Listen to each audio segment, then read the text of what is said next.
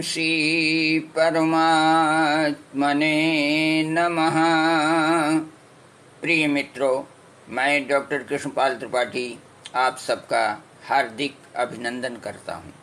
मित्रों, पक्षियों में नीलकंठ को बहुत शुभ पक्षी माना जाता है। इन्हें भगवान शिव जी का प्रतीक कहा जाता है। जिस प्रकार आशुतोष भगवान शिव जी का दर्शन करने मात्र से ही मनुष्य के सारे कष्ट दूर हो जाते हैं, उसी प्रकार नीलकंठ का दर्शन करने से भी मनुष्य के सारे कष्ट दूर हो जाते हैं, उसका भाग्योदय हो जाता है और हर प्रकार का कल्याण हो जाता है।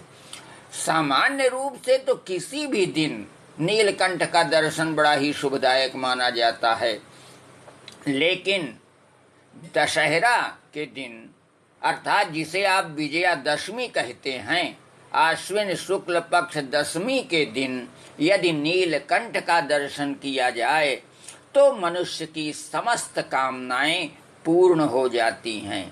अतः प्रातः काल से लेकर के सायंकाल तक किसी भी समय दर्शन कर सकते हैं। इसमें समय का कोई प्रतिबंध नहीं है। शास्त्रीय मान्यता के अनुसार जो व्यक्ति विजयादशमी को नीलकंठ का दर्शन कर लेता है, उसे 1 वर्ष तक किसी भी प्रकार का कोई कष्ट नहीं होता है। उसे 1 वर्ष तक धन का अभाव नहीं होता है, बल्कि संपूर्ण वर्ष तक सुखी, समृद्ध और भाग्यशाली बना रहता है।